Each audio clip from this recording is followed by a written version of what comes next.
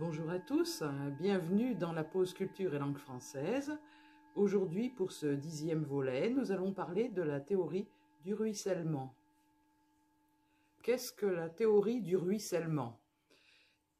Il ne s'agit pas d'eau, mais alors pourquoi un tel nom?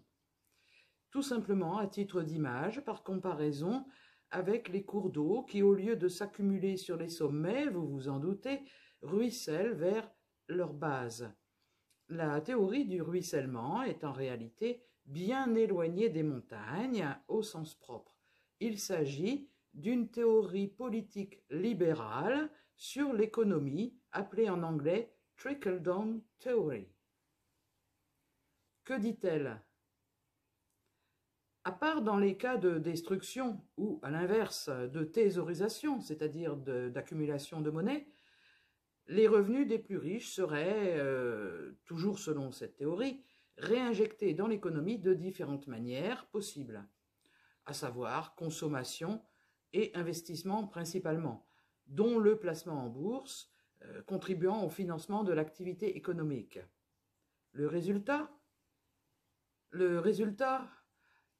eh bien, cela contribuerait directement ou indirectement à développer l'activité économique de manière générale et par conséquent serait bénéfique à la création d'emplois. Vous y voyez plus clair, non? Bon, faisons simple, en gros, plus les riches sont riches, avec notamment des réductions d'impôts pour eux, il faut bien les soigner, n'est-ce pas? Plus ils permettent à l'économie de se développer, toujours selon cette théorie, bien sûr. En France, actuellement, cela doit vous parler, non?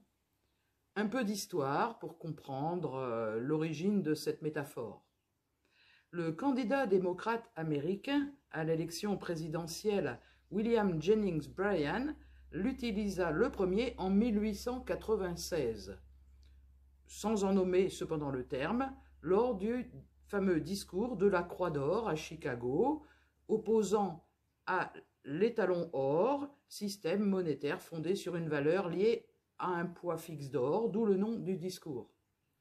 Voici ce qu'il a dit. Il y a deux conceptions du gouvernement. Il y a ceux qui croient que si on légifère simplement pour laisser prospérer les plus riches, leur prospérité retombera sur ceux en dessous. La conception démocrate veut que si on légifère pour rendre les masses prospères, leur prospérité remontera à travers toutes les classes qui se reposent sur elles. Cette théorie du ruissellement fut énoncée clairement en 1932 par l'humoriste américain Will Rogers lorsqu'il se moqua du programme de baisse d'impôts du président de l'époque, George Hoover. Cependant, le sens économique du terme ruissellement ne fut pas utilisé officiellement avant 1944 et la théorie elle-même en 1954. Bien plus tard, dans les années 1980, la théorie du ruissellement est apparue dans le débat public avec Ronald Reagan aux États-Unis, avec les Reaganomics et aussi avec Margaret Thatcher en Angleterre, pour revenir au goût du jour en France avec l'actuel gouvernement. Pour conclure, il faut savoir tout de même qu'aucun économiste n'a réussi à démontrer concrètement jusqu'ici la validité de la théorie du ruissellement.